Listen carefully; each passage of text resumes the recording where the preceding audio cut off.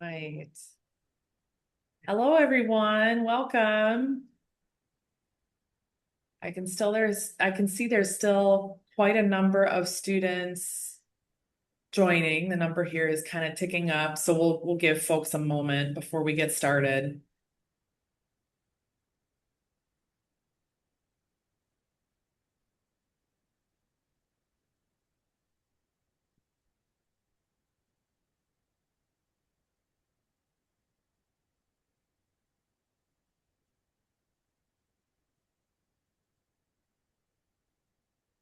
Yeah, we broke 60. It looks like it's slowing down a little bit now. If you've just joined, welcome. We're going to be talking about the physics department, its placement exams, accreditation exams, the major, and some other details. Thanks for joining us. This session will be recorded, so if you need to refer back to any details later, you'll be able to find that on the summer webinar series webpage. Usually those are posted within a couple days after the webinar. So that will be up shortly. I'm Carrie Espinosa, one of the Associate Deans of Students in the college. I oversee the College Academic and Student Services Office, which helps in the posting process of your placements, as well as a handful of other things, transfer credit, graduation clearance, one day down the road, things like that. A few housekeeping items before I pass it off to Stuart. Um, if you took the placement on time for math, that is how you would have gotten a physics placement, which has been posted at this point to the My Chicago portal. If you are taking that late, or let's say you have AP, IB type exam results that are coming in late, we will continue monitoring for that throughout the summer. So don't worry, just send it along as soon as you can or complete the exam as soon as you can, and then we'll get those results posted. But if you are confused about why you have a physics placement, uh, that makes sense because there is no physics placement exam, which I'm sure Stuart will allude to, but that is based on your math placement. All right, so Stuart, I'm going to hand it to you. Thanks, Carrie. Um, so I'm Stuart Gazes. I am the director of undergrad studies in the physics department, and which means I oversee a bunch of things involving your time here as a physics student, physics majors, minors, non-majors who are taking physics courses and need advice. I am also the one of the counselors for physics, so questions are always welcome anytime. Between now and when you graduate, anytime you want to have a question about physics, please, uh, please feel free to ask. Let me just very quickly throw up very brief PowerPoint with just some information. Let's see here if I do this. And I share, I do that. I'll share my desktop, and then I will go to PowerPoint, and we'll look at this. And I believe that people, oh, go away. Okay. Hopefully people can see my desktop here. Um, so my email address, gazes@uchicago.edu. That's anytime you have any questions and want to get a hold of me, email is always a good way to initiate things, and I'm happy then to set up meetings if you want. The two big items I wanted to touch on were physics placement and also the accreditation exam. For physics placement, it's going to be either 131 or 141 or neither. Uh, Students could get placed into a physics course if they have Math 151 or higher placement. So if you have calculus placement at the level of 151 or higher, you will then be able to take either 131 or 141. If you have 131 placement, um, the only thing there is rather than taking math 150s concurrently with physics, you would have to take math 130s and complete it, and then you could take physics next year. But the physics major has been designed, and anytime we make changes, we make sure to maintain this. It's designed to be doable in 3 years without having to do crazy things. So students who have math 130s placement have to wait until next year to take physics, but you're still fine to do a major. And we have students who start in math 130s and do a physics major and graduate with a physics degree. As far as 131 or 141, regular calculus-based physics or the honors version, regular 131 physics calculus-based requires concurrent registration in Math 151 or higher. 141 placement, the honors placement, um, we do the placement in two different ways. We do a placement in an automated way using AP scores or IB scores. And so here you have the rubric that we use for that placement. A high score in Physics C mechanics or a high score in Physics C E&M or a high score on the IBHL exam will automatically get you 141 placement. You can take 131, but you can take 141, and we always think students who are thinking about a physics major should definitely take the honors one if they get the placement first. Um, if you don't have physics placement, physics 141 placement, and you think physics 141 would be the appropriate place, then we should talk. So uh, a lot of students talk to me. I make adjustments in their placement, and they're good to go. And if you're not sure, if you're just not even sure about what you should be taking, uh, in spite of placement, because of placement, we should talk. I'm happy to talk to students and talk to lots of them. We also have the option of getting course credit via an accreditation exam. So um, these are not placement exams. I make the asterisk bigger and bigger every year. These are not placement exams. Um, what this accreditation exam does is determine whether you basically already know the material in a course, and we should just give you credit for it. The options are Physics 121, which is the first quarter of the physics sequence for bio majors and pre-meds and health science, um, or Physics 141, which is the honors version of the calculus-based physics sequence. Remote exams um, in early September. The exams are 3 hours long. You can only take one. You can only take 121 or 141 if you are thinking of STEM, then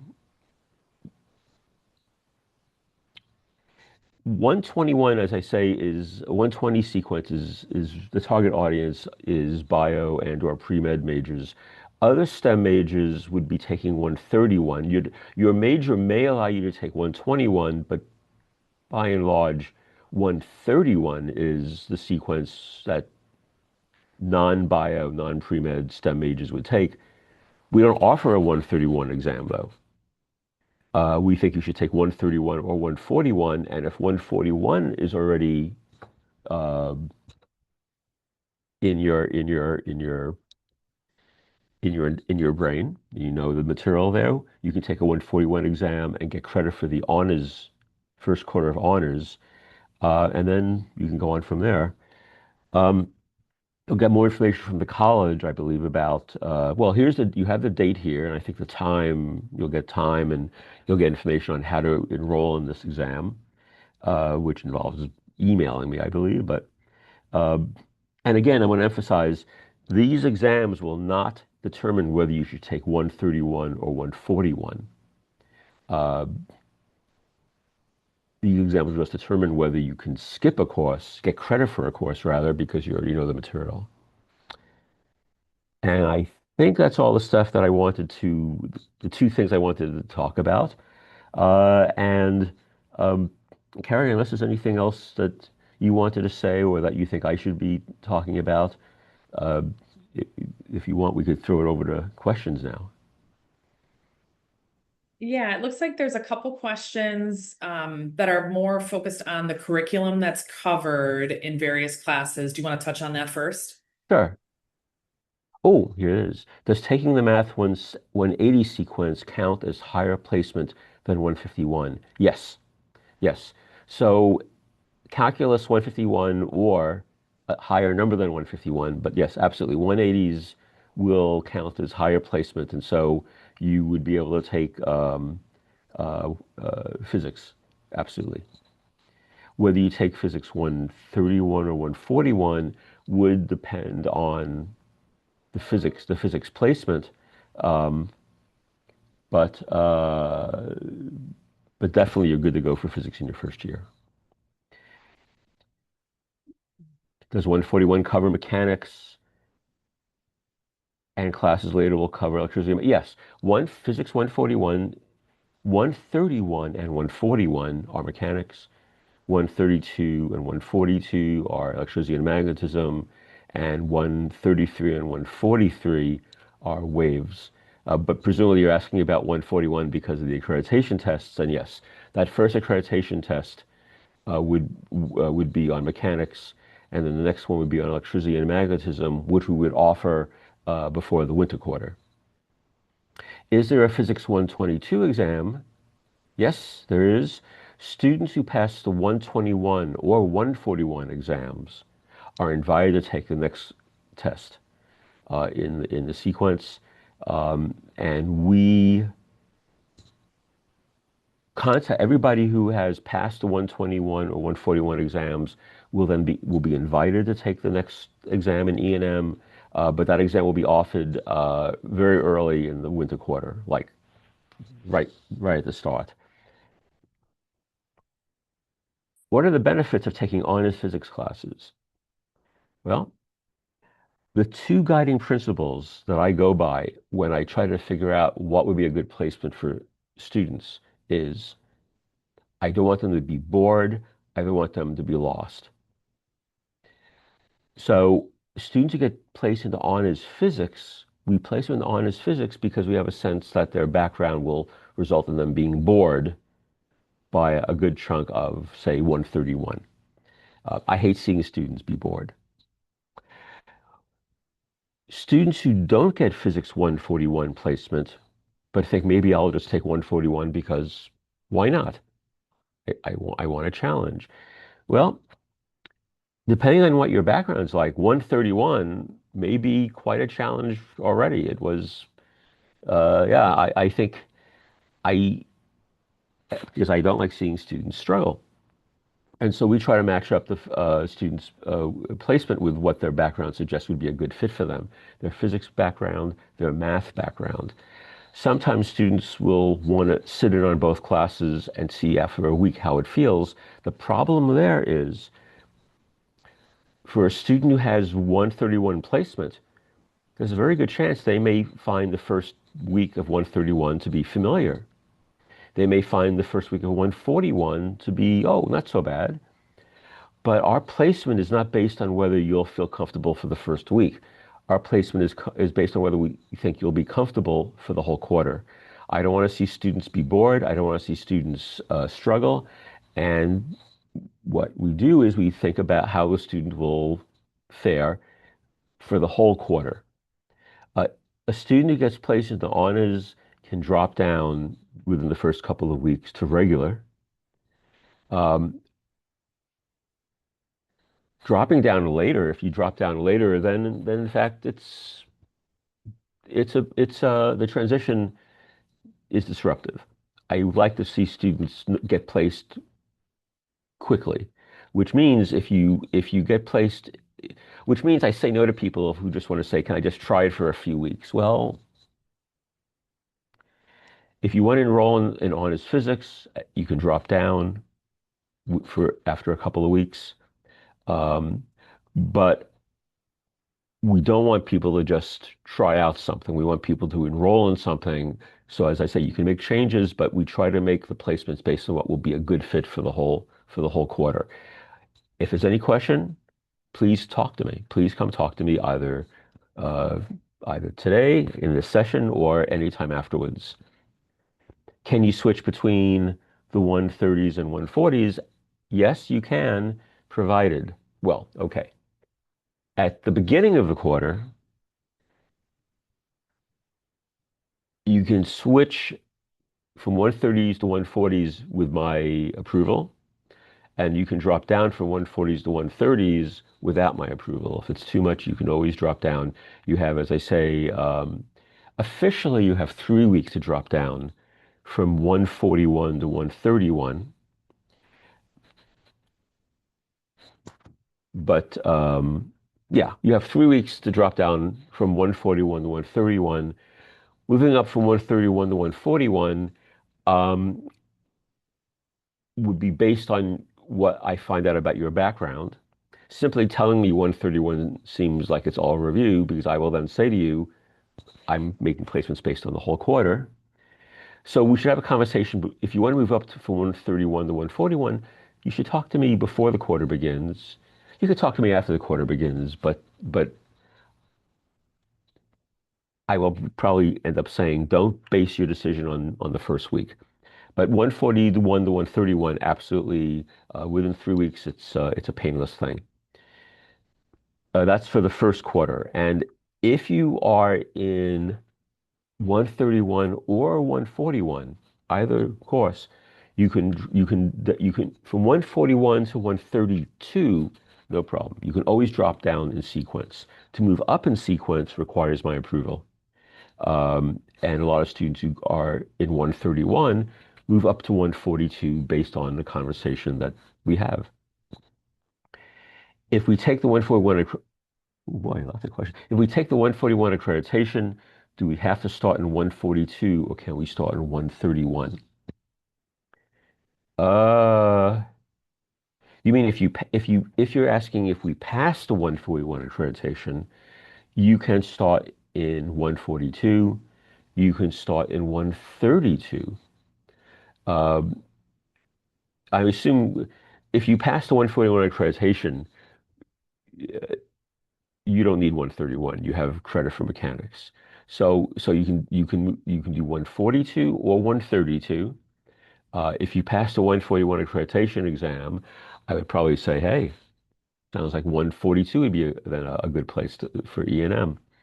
Um, what's the difference between BA and BS physics? There is no difference between BA and BA physics except that the BS has 3 extra courses that are required.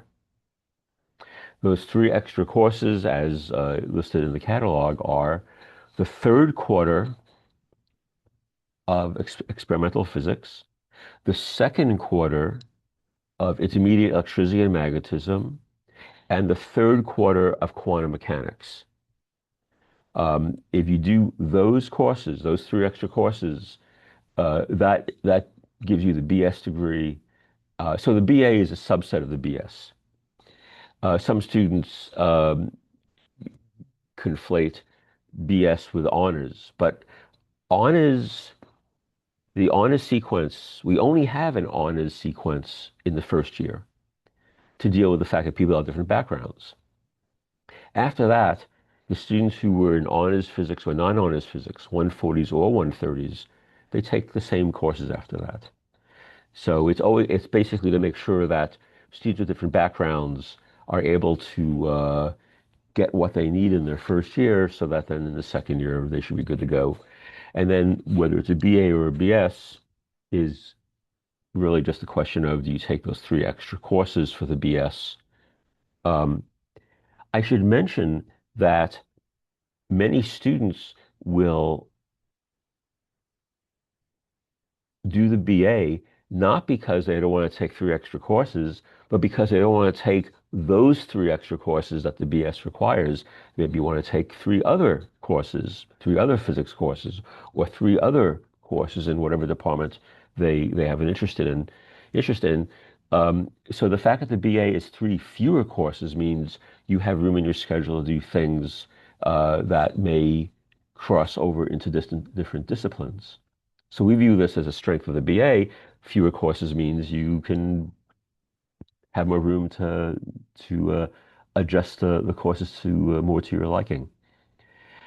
And a BS is sometimes thought of as the degree you get for grad school, but the BA will get you into grad school.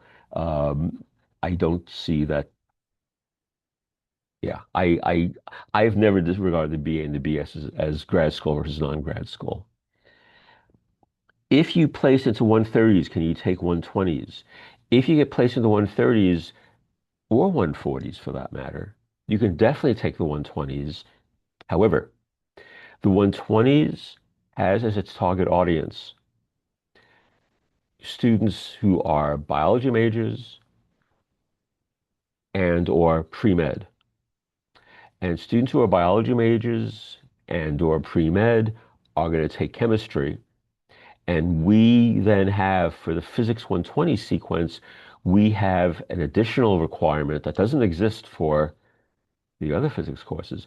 Students who want to take Physics 120s must have already completed 1 year of Gen Chem. So you can take 120s, but you can't do that until you get Gen Chem credit. What are the most popular physics courses for people who aren't STEM oriented? Um, I don't know. I'm open to anything. I mean, you tell me what you're interested in, I'll make a suggestion. Um, yeah, I mean, it, aren't STEM oriented could mean you're not majoring in a STEM subject. If you're not majoring in a STEM subject and you're thinking, well, what physics courses might I want to take perhaps to satisfy physical science core? Well, there are physical science courses. The physics department will offer some of these physical science courses. Um, we have a sequence called Physics for Future Presidents. You don't have to be a future president to take it, but it's supposed to indicate that it's supposed to be something that hopefully all future presidents would know, but sadly, many presidents don't. And so people who are interested in physics, but weren't looking to take the courses that a STEM major would take, may find those physical science courses to be just what they're looking for. And again, physics has physical science courses. So does chemistry, so does astrophysics, geophysical sciences. The various the various physical science departments offer their own physical science courses for people who are satisfying physical science core. Should I take Calculus 3 or just get started in the 180s? I would say you should get started in the 180s. Um, if you take Calculus 3, I believe I believe that the math department would let you start then in the second quarter of 180s, but I'm not positive. And even if they did, I would say instead of Calculus 3, I would start in the 180s. Um, it I think one advantage is you're going to be with people who are thinking about similar courses in their future, physics majors or just physical science majors. The Math 180 is for physical science majors, and I'd say if you're good to go for starting that sequence in the fall, definitely go for it. And Stuart, if I can just chime in, that the answer to that question could vary if you're going into a different area of study. There might be some situations in which Calc 153 or 163 might be better. But Stuart, I think for your answer, you're more thinking about physics majors and minors, right? That's right.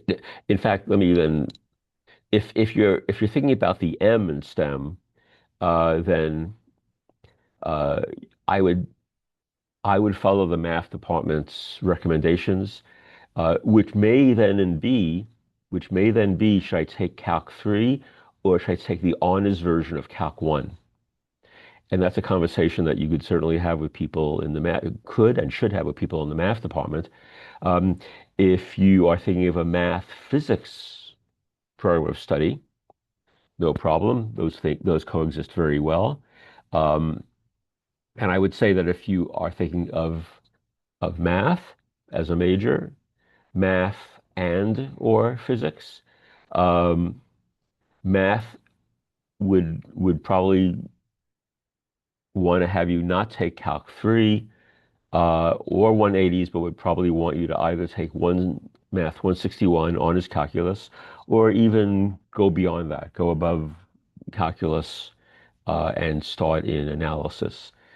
Um, so the paths that math would present to you will work for physics, whereas following a path for physics, namely taking Calc 3, uh, Calc 3 would still probably keep you okay with the math, but it probably wouldn't be optimal for math. And 180s is fine for physics, but that's not what math would probably be recommending. Um, so So for physics, 180 is over Calc 3. If math is something you're thinking of as a major also, then uh, ask this question of the math department and don't be surprised if they say neither of those. But that's okay because following a math route will work out fine for physics. What is the difference between honors and regular courses? Well, in the first year, that's the only time that we offer honors versions of our courses. Um, when I said that we place people in honors or regular in 141 or 131 based on wanting them not to be bored or lost, the idea, one way to think of it is if you had AP Physics and did well in it, there's an excellent chance you would find Physics 131 to be boring. Most of the students who are in honors physics have had the equivalent of AP Physics and or IB and did very well in it. Uh, Similarly, if you did not have AP Physics, then the instructor of honors will be assuming you've seen the equivalent and we'll start talking about stuff that you maybe aren't familiar with. So the difference between honors and regular is, in some sense, the difference between whether you've already had a physics background equivalent to a calculus-based EP course or not. That means that in the honors sequence, some of the things that are being discussed will be discussed as review, and some of the calculus will be discussed as stuff that you are very familiar with, very comfortable with.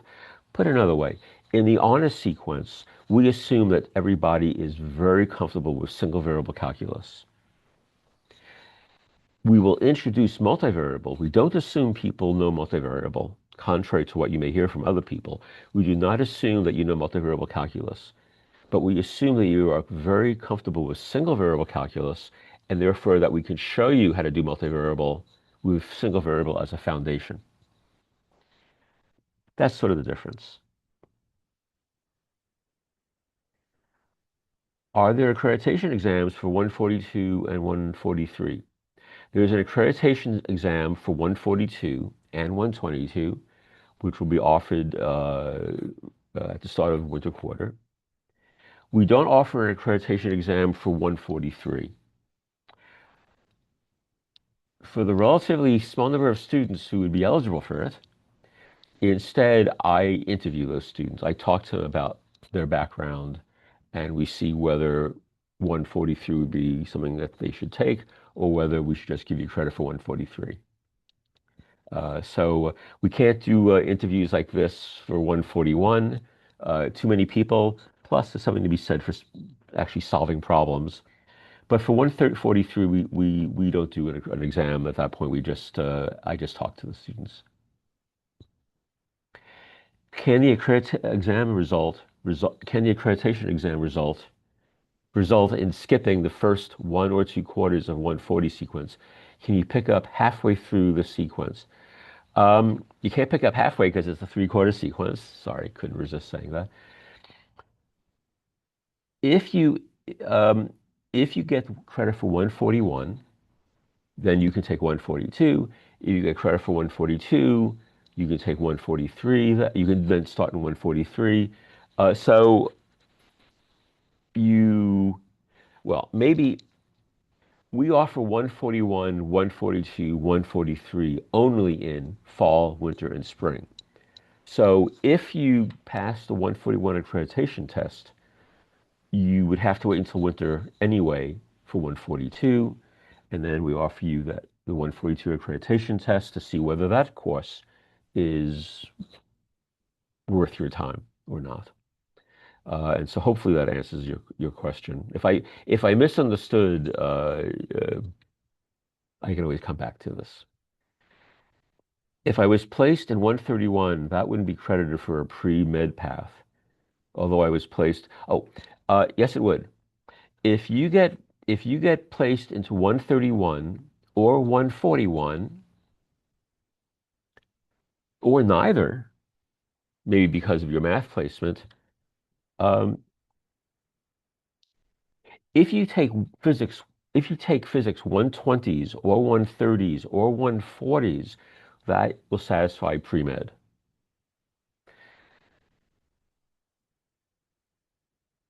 Placement into honors chemistry is separate from placement into honors physics because we look at different things. But 131 or 141 regular calculus-based physics or honors calculus-based physics satisfies the pre-med requirement, as well as our 120 sequence. That's a sequence that you can't take until after you complete Gen Chem. That will satisfy pre-med requirements. Does Morin's Introduction to Classical Mechanics and his book on E&M cover the material in 141? Yes. Morin's book on classical covers 141. His book on E&M covers 142 material. And so if you know that material, you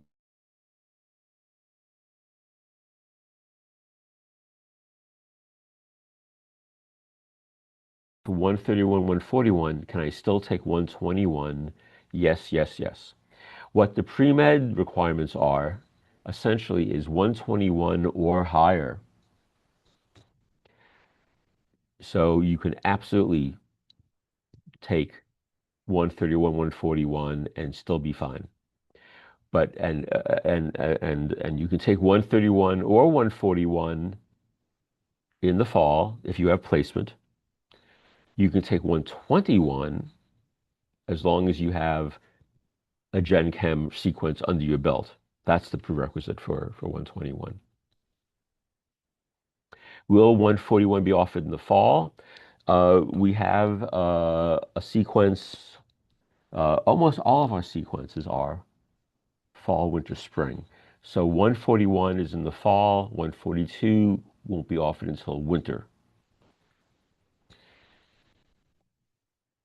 Can you start on the regular physics track, then switch to honors for the next quarter? Yes, you can do that with my approval. The, our placement of students into 131 or 141 is based on our sense of what will be the better fit. Um, Sometimes students get placed in the 141, but they're not so sure, and they take 131 and decide, oh yeah, I should have taken 141, and we can definitely move you to 142 in the winter. Sometimes students don't get 141 placement. They get 131 placement, and it turns out that the placement was not correct. Okay, it was my mistake. I didn't give you the right placement, perhaps for whatever reason, because the AP scores didn't make the argument that you should be in honors. But I've always said that if our placement is incorrect, talk to me because I am always very happy to admit that that was a mistake, and I don't want to see the mistake repeated the following quarter. So if you took 131 and you feel that was not the right place to be and you want to take honors in the winter quarter, 142, come talk to me. And I am very happy to let people take 142 if I believe that the 131 placement was not the appropriate one, and I want to get you back onto the right track, which, yeah, is, I meant, it was a pun, but I meant it anyway. Um, but to show me that what the regular sequence was a mistake, you should do well in it. You should do well. What I will look at when I talk to students is I will ask them, how'd you do in 131? And the other question is, do you feel like you could have taken on something more? Because sometimes a student who does well in 131 might have done well in 131 because, well, because it was all new and they worked really hard and got an A. And to me, that would mean that 131 was the correct placement. But if you do well on 131 and felt like it was not very challenging, I don't want to see that happen again for the winter quarter. So I, I, uh, it's not hard to persuade me to then take 142 in the winter. Our experience has been that students who take 131 in the fall and then move up with my permission to 142 in the winter uh, are just fine. The first quarter in non-honors doesn't really affect them. Do physics placements carry over to the next year if you do not end up taking if you do not end up taking physics in the first year? The answer is yes. If you get placed in the honors, that's basically saying the first physics course you take can be physics 141. And I, I, yeah, I think the system may even agree with me, but yeah, you can definitely take honors. Whenever you want to take honors, it's there. What is the math recommendation? One C, two M's. Sorry, I couldn't resist. Only because one of those things I had to keep reminding myself. But now, hey, what is the math recommendation for physics majors taking 141? Especially for the interest in the theoretical side, is it suggested to take math electives in later years by doing the 160s, or are there alternatives? The math recommendation for physics majors in 141 is to satisfy the math requirements for the physics majors. You can do that in one of two ways, by either taking math 180s or by taking analysis. The students who are interested in math take analysis, and physics is totally happy with that. Uh, so I would say, very broadly speaking, if you get, if you're trying to decide whether to take math 180s or not, if you have an interest in theoretical physics, in the theoretical side of things, if you have an interest in taking more math electives, of the two possible ways of satisfying the math requirements for physics, definitely do the analysis one. That'll give you the foundation that you need for further study. It'll give you the foundation you need for being a math major. It's you don't have to choose between math or physics at that point. And in fact, you never have to choose between math and physics if you don't want to choose. You can do a double major. Is there an accreditation process for 123? If so, how does it work? Does that change if you have AP scores? Ah, so for 121 and 122, you can get credit by AP. There is no AP credit for 123, and so you would be expected to then take Physics 123. We don't have an accreditation process for 123. If you don't have AP credit for the first two quarters of 120s, you'd be enrolling in the third quarter. And if you do have AP credit, you'd be enrolling in the third quarter of 120s. If you're not sure that's a good idea, if you think there's some reason why maybe um, it would not be useful for you, come talk to me. Is there a 5-year master's track for physics majors? Nope, we don't have one at all. Students who are thinking of a master's would then be able to apply to grad school, but we don't have any kind of joint BA, BS, program. Some departments do, we don't. Um,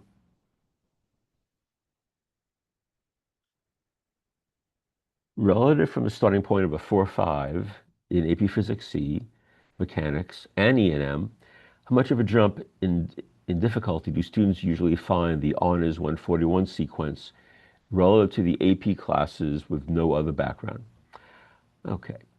Let me, oh, maybe I'll read the rest of it. Would you think a student with no physics knowledge would do better in the 120s than a student with the described prior knowledge in 140s? Okay, maybe I'll take the first half of this question. Um, if you got a very high score in AP Physics C, Mechanics, and E&M, so another way to put it is, if you got 141 placement, how much of a jump in difficulty would students find 141 over the AP courses? Well, I had mentioned that we don't like physics department, me and the physics department, we don't like to see students be bored. And so students with a strong AP background, we say to them, take Physics 141. We don't want you to be bored in 131. But at the same time, we don't want you to be bored in 141, so we challenge you. We expect 140s to be a challenge. That's our goal. We want to take students with a very strong AP background or the equivalent, and we want to challenge them. We don't want them to be struggling, but we want them to be challenged. So it'll be a jump. If it's not a jump, then we're not taking advantage of the fact that you have such a strong background. Would you think a student with no physics knowledge would do better in the 120s than a student with a described prior knowledge in 140s? That almost sounds like maybe an apples and oranges kind of a thing. So if you don't have AP background, you would probably then AP background or the equivalent, you wouldn't be placed into 140s. Um, if the question is, should you take 130s or 120s, there it's a question not of physics background, but of math background. If you have math 151 placement or higher, you have physics 131 placement. And if the question is, should you take 120s instead, it would in part be a question of um, what's your major? And also, you would want to keep in mind that to take 120s, you cannot take the 120s until you complete the gen ed sequence, which just reflects the fact that the 120 sequence has pre-med and bio majors in mind. Next question is, what do students who pass the 140s accreditation generally take first year? Well, if they pass the 141 accreditation test, the mechanics accreditation test, they, in many cases, will take intermediate mechanics, which is the mechanics course offered in fall of their second year. Or they might take a physics elective, or they might take something else that interests them. Students who pass the 141 accreditation test uh, are when I tell them that they've passed it, I also invite them to come talk to me about alternatives to taking 141 in their first quarter. But as I say, some of them will take the second year mechanics course um, if they have a strong enough math background. And so we usually are able to find something in place of 141 to fill their time. How do students usually fare in 143 with no optics, waves, thermodynamics background after taking 141 and 142? They do well. It's funny because if we think of if we think of the students in honors, very broadly speaking, this is not uh, this is not everybody, but we think very broadly that a student who's taken 141 and 142 had AP Physics in high school. AP Physics is often mechanics course followed by an E&M course. Physics, non-AP Physics C is where you would do something that maybe has optics and waves and thermodynamics. But AP Physics C is mechanics followed by E&M, which means that the students who are taking 143 probably haven't seen optics and waves and thermodynamics, or at least not enough that we can assume, not anything that we can actually make an assumption about. So they do well. They do well. Uh, we do make the assumption that when 141 and 142 that you've seen mechanics and E&M, and that's not a bad assumption. Is it recommended for a physics major doing 141 to take the 183 math sequence rather than anything else higher? Oh, well, if you want to take higher because you're thinking of a math major, I would probably say go for it. If math is proposing something higher than 183, and if you are thinking of a possible math major or thinking of just taking high level math, you probably want to take math up on their offer of something higher than 180s. Um, but if there's any question, let me know about what specific course math is proposing. What taking something higher than 180s would, what taking something higher than 180s would allow you to do is pursue a track that in math, a major or not or non-major, but a track that will let you take more math courses. So depending on what your plans are, uh, 183 or something higher may be the best fit. Would you recommend the 140 sequence if you're working towards an engineering degree? The only engineering we have here is molecular engineering, so I'm going to assume that that's what you are speaking of, unless you're speaking of, well, unless you're speaking of an engineering degree in grad school. But if you're speaking of molecular engineering, I will tell you what they would recommend. They would say, oh yeah, if you get placed in the 140s, take the 140s, because they would say a stronger set of physics courses can only help in molecular engineering. I think, in fact, they would probably make that recommendation even probably in their college. In the catalog, I might even say that 140 is preferred. But either one, whichever sequence, 140s or 130s. I mean, I would say if you get placed in the 140s, I would say take the 140s so because of my fear that you'll be bored. And that's true whether you're thinking of a physics major, molecular engineering major. Is it possible to drop down from 130s to the 120s? It is, but 120s will not let you drop down until you've completed Gen Chem. So if you've already taken Physics 131 and want to drop down to Physics 122, you will not be allowed to do that until you've completed a Gen Chem sequence. That requirement to get into the 120s doesn't go away. Do you have any recommended courses for fall if you place out of 141 with accreditation. Well, yes, um, but it would be courses I would recommend after inviting that student to come talk to me, because it depends. It depends on the student. So if you place out of 141 with accreditation, we should definitely talk. As I mentioned, physics 185, intermediate mechanics, which is the mechanics course taken in fall of the second year, is one possibility.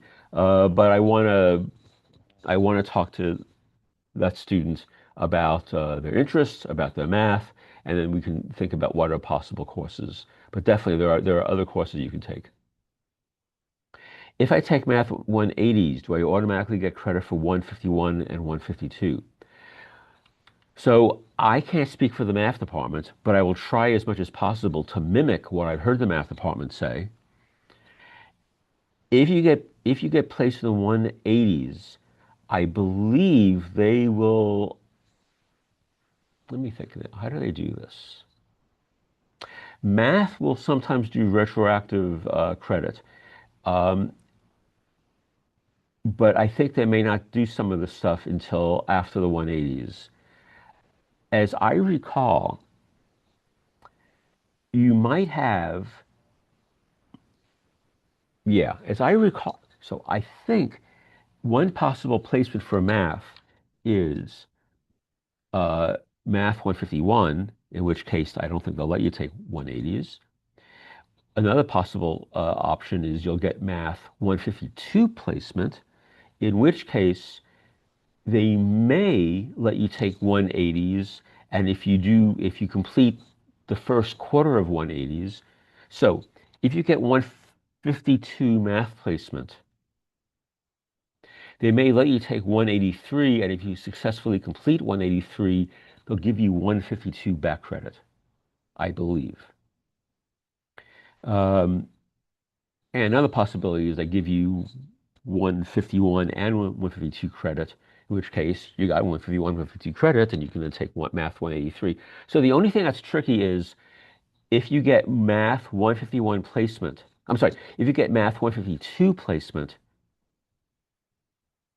you may or may not need to take 152. You may be able to take 183 and get retroactive 152 placement, but you'll have to definitely check with math about that. My phone is ringing and I don't want to answer it. It'll go away. Um, if through examination a student is able to get credit for 141, 142 and starts with 133, 143, would that satisfy the Phi Psi core requirement? Um, if you get credit for 141 or 131, 142 or 132, they count for physical science core. 133, 143 does not is not with core. That's starts working on major requirements.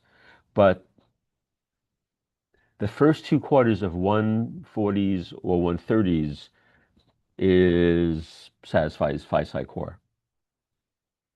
First two quarters of 120s satisfies phi psi core, but you can't take that until you complete Gen Chem. Is there some point where higher level classes don't count for core? Oh yes, at least for physics. Um, um, after after physics 122, 132, 142, those higher courses are not for core. There may be exceptions, but by and large, if you get credit for 131, 132, 141, 142, that is credit applied to core, not credit applied to a major.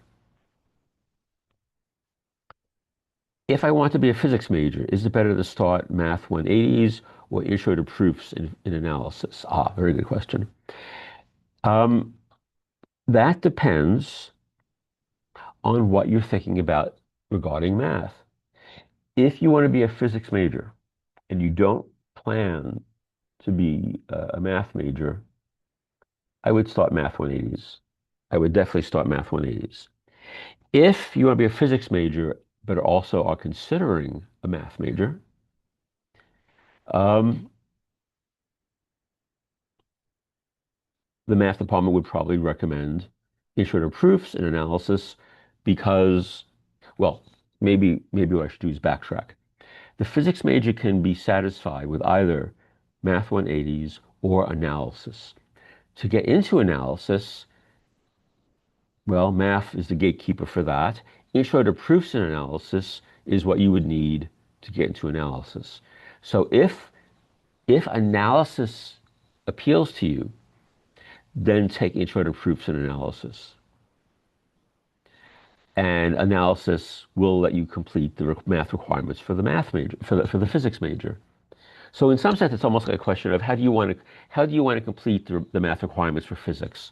Do you want to do it with Math 180s, or do you want to do it with analysis because you're really interested in math? If you're really interested in math, if you're really interested in the analysis route for the physics major, take intro to proofs. Otherwise, take Math 180s. Can you enroll in Physics 131 with concurrent enrollment in Math 153?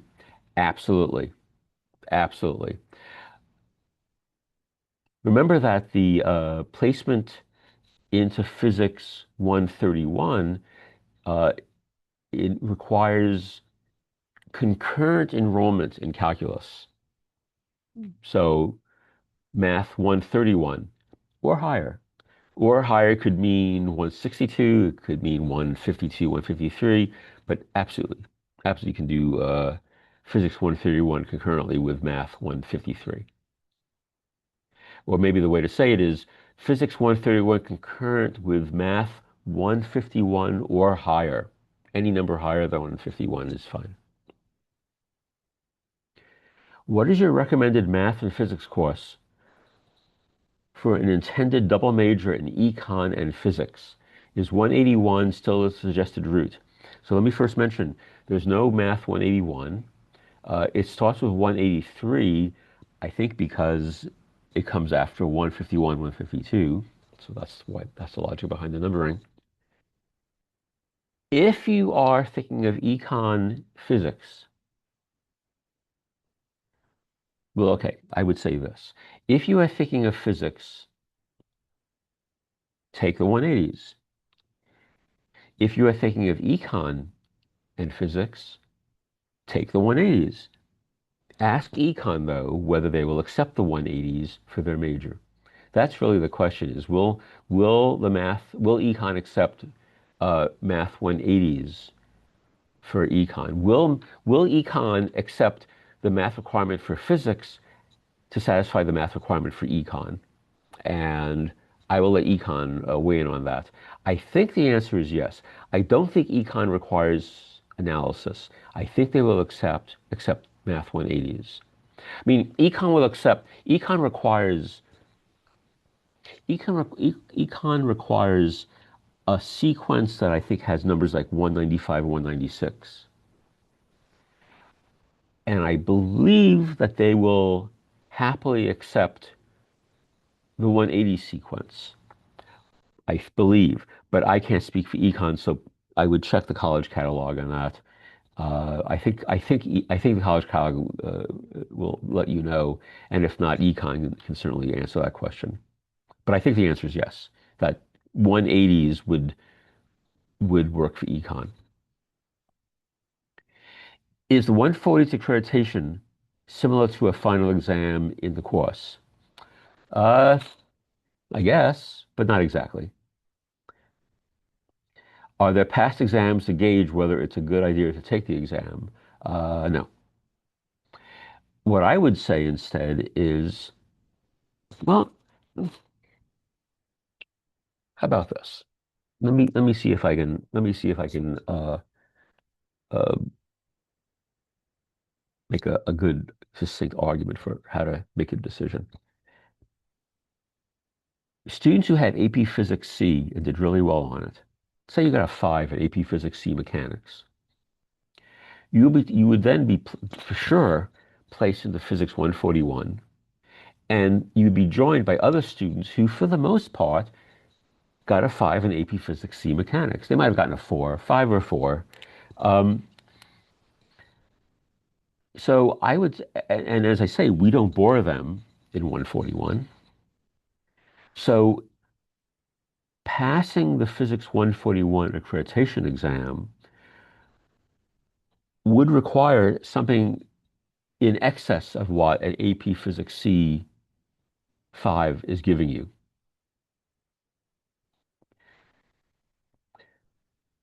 How does accreditation for 123 work? Does this change if we have AP scores for mechanics and electricity and magnetism? If you have AP scores for physics and electricity and magnetism, and you get and you get credit for 121 and 122, there is no accreditation for 123. You would have to take 123. If you want to talk to me uh, about why you think 123 wouldn't be the best fit for you, I'm happy to talk with you about it. But there is no accreditation exam for 123. I think there was a glitch. Uh-oh. Hopefully not on my end. I think there was a glitch. Is there a chance you could repeat what you were saying? Oh, I'm sorry. When you said glitch, I thought maybe a glitch like uh, something was uh, something was misstated or misspoken. But yes, absolutely.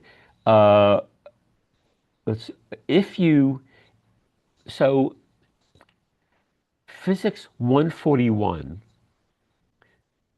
Actually, let me just see here. What? Oh, I'm trying to remember what I said about 141. Was the question, I think the question was, does knowledge of the of Moran's material mean you can take the 140s or that you can pass the accreditation test for the 140s? Let me, I'm just going to go back to let's see, I'm going to go back and I found it. Um, okay. the original question was, does Morin's Intro to Classical Mechanics and his book on E&M cover the material in 141? Ah, thank you. Uh, basically, yeah. 141 will use Kleffner and Kalenkov or Morin or a combination as a textbook.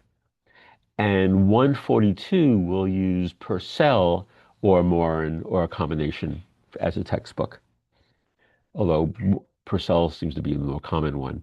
So Morin's two books are a good representation of the kind of material, of the material and the level of 141 and 142.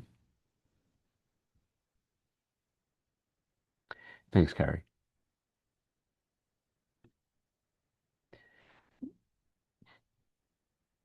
Let's see. So how does the homework load scale? Oh, how does the homework load scale with the classics, with the classes? How much harder is it to take classes after 141, 143 compared to 141? Ah, okay. So if I understand this correctly,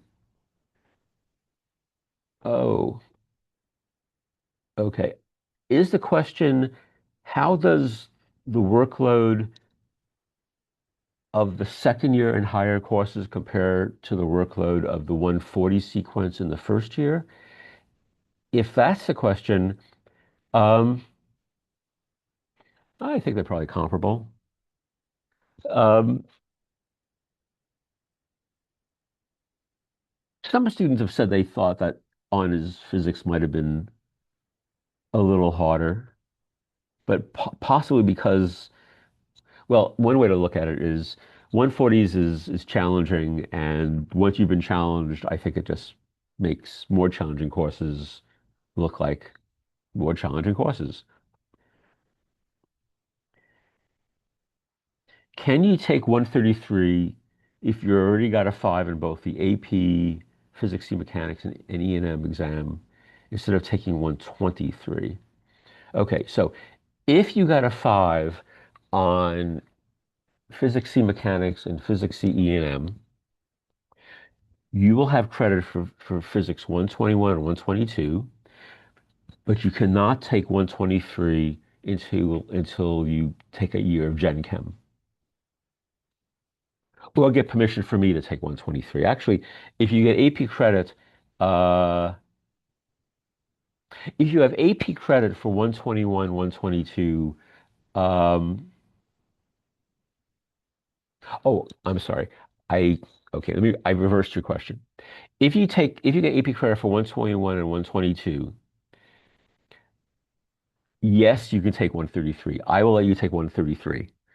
Even though 133 requires taking 131, 132, if you have AP credit for 121 and 122, I will let you take 133.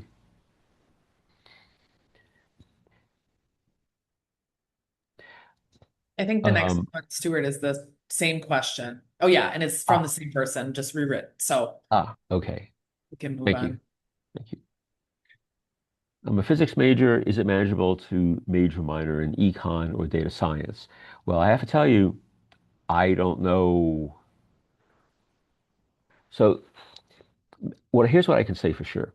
I was a physics major and I did not major and minor in econ or data science, which means anything I tell you is just, what do I know? I don't know how manageable it is. I will say this though. We've had physics majors who have done a physics econ and physics data science double major. And I think like with any double major, it requires planning your coursework. Your college advisor will be a really great help in that to plan and see how the pieces fit together. Um, I'd say it's manageable. I'd say if you want, yeah, I'd say it's manageable. But keep in mind, how about this? Physics and major major X is manageable. Um, because why not? Why shouldn't it be? I can't think of any reason why it wouldn't be manageable. If you want to do it, go for it, but talk to your advisor about it. So I'm basically ignoring the fact that you mentioned econ and data science because I have no reason. To me, physics and music, is that manageable? I don't know. I've never been a physics music double major, but I will tell you we've had lots of double majors, and I made a list once of all the other majors that physics double majored with, and it was a very long list. And a lot of physics econ double majors. I can't say a lot of physics data science double majors because data science is a new major, but I can't see any reason why it wouldn't be as manageable as another. We've had physics, math, physics, econ, very common double majors. Physics, data science, sure. I can't see why that would be a particular problem. If I have a high score, oh, sorry, if I have a high score for AP Physics C Mechanics, but have not taken AP Physics C E and M, should I still go on the 140s track? Absolutely. I would definitely say go on the 140s track. Um, yeah, absolutely. Absolutely. 141 will be a very good foundation for 142, is how I would put it. If a student tests out of the Gen Chem sequence, would they be able to take the 120s immediately? Or would they have to complete the courses to get retroactive credit for Gen Chem first? Well, I believe that so physics 120s has a Gen Chem prerequisite. And whatever then, I think that means that you have to have credit for Gen Chem. And so testing out of the Gen Chem sequence, I assume, gives you credit for Gen Chem. Um,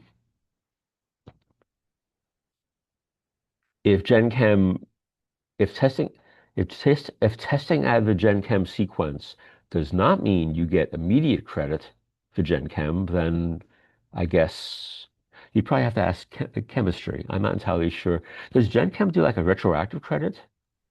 Because math will do that kind of thing depending on math will give retroactive credit For Math 152, after you complete 183, I believe. But I didn't know there was anything retroactive with chemistry. There's definitely nothing retroactive with physics. I know that. Yeah, I think I'm not sure who asked this, but I think this is a question better directed to your academic advisor and what specifically you mean by test out of the Gen Chem sequence, because I'm not sure I would phrase any of the pathways quite that way. So that's probably one that's better addressed with your academic advisor during your upcoming meeting. Thanks, Carrie. Um, in which class do most physics majors generally tend to start in? I'm assuming that this question is asking, do physics majors typically come out of the 130s or 140s sequence? And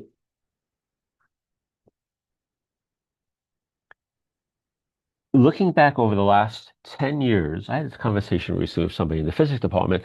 Looking back over the last 10 years of people who graduated with a physics degree, I looked back to see what they started in. And it was 44% 130s and what does that make? 56% 140s. So a 44-56 split. A lot of people in the department, a lot of my colleagues were surprised. They thought, oh, I thought it'd be more heavily towards the honors. But I wasn't surprised. When I was a student, they didn't have something like the 140s. I don't know if I could have handled something like the 140s. I didn't have AP physics in high school. I took something like the 130s. And if 130s here wouldn't be a path to the physics major, then, well, that wouldn't be right. I would make changes to make sure that that didn't happen. So, yeah, 130s or 140s, either one is. The college catalog says that either one is a path to the physics major. And yes, either one is a path to the physics major. It's not 50-50 split, but it's close to it being a 50-50 split between people who took the 130s and people who took the 140s and ended up with a physics degree. Um, so that's why I always tell people the placement is designed to is based on the background you have coming in. It does not say anything about what you're going to be doing afterwards. It doesn't say anything about uh, what degree you're going to end up with. It's really just a question of how do you begin that path.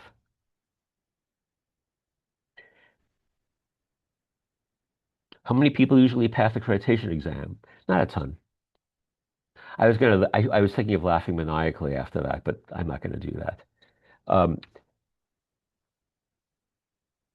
you need something in excess of AP Physics C. You really do. This could be on your own. It could be because you took more courses, but Physics C, or unless the Physics C course was taught by somebody who's essentially teaching it at a higher level, Physics C, a 5A Physics C is not the level that would be needed to pass the accreditation exam. Um, so we don't have a lot of people passing the accreditation exam for 141. For 121, how many people passed the accreditation test for 121? For 121, if you had something akin to a 5 on AP Physics C mechanics, that's the kind of background that might work for passing the 121 accreditation test. But let me point out that if you had a 5 on AP Physics C mechanics, you already have Physics 121 credit. So you don't have to take the 121 accreditation test. You got credit for 121 already. Um, how many students pass accreditation for 141 each year? As I say, not a lot. Um, uh,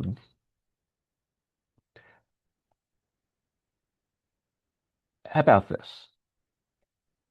I have not usually had to go to my other hand when I count on my fingers how many people pass the 141 accreditation test.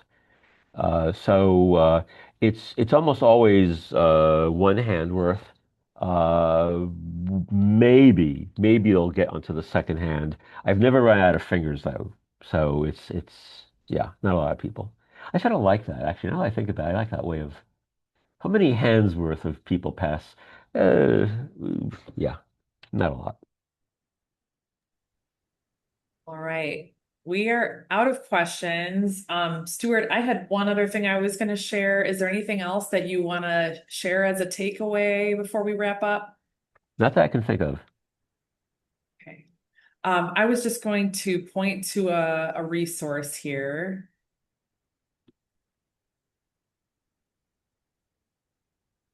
So for some of you, I answered a couple questions in writing, and I alluded to pages in the college catalog.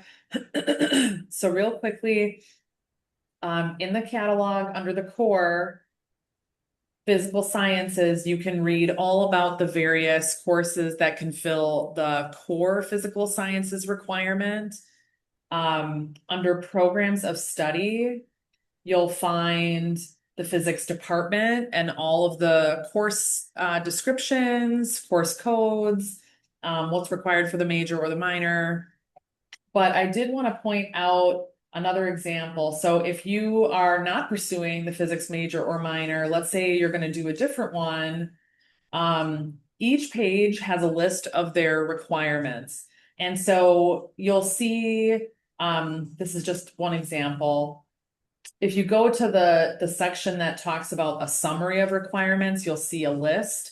And in most cases, what you'll see, if there's some kind of requirement that they expect you're going to do as part of the core before starting that major, you'll see that outlined here. So this is the quantum engineering track for molecular engineering. They do require physics as part of the core.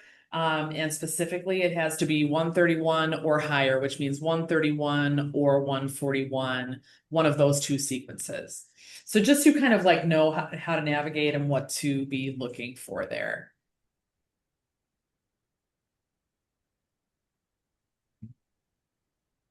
I haven't seen any new questions. So I think we're good to wrap up, Stuart. Well, certainly anybody, my email was on that first transparency, that first slide, transparency. Um, Please don't hesitate to send me an email if you have a question that I wasn't able to answer today, or you want to follow it up. And I'm looking forward to seeing everybody in the fall. And I can throw your email one more time in the chat. It's just Okay, gazes at uchicago.edu, right? that's right. So that's the advantage of having an unusual last name. I don't have to. It doesn't have to be Gazes 123. I'm the only one.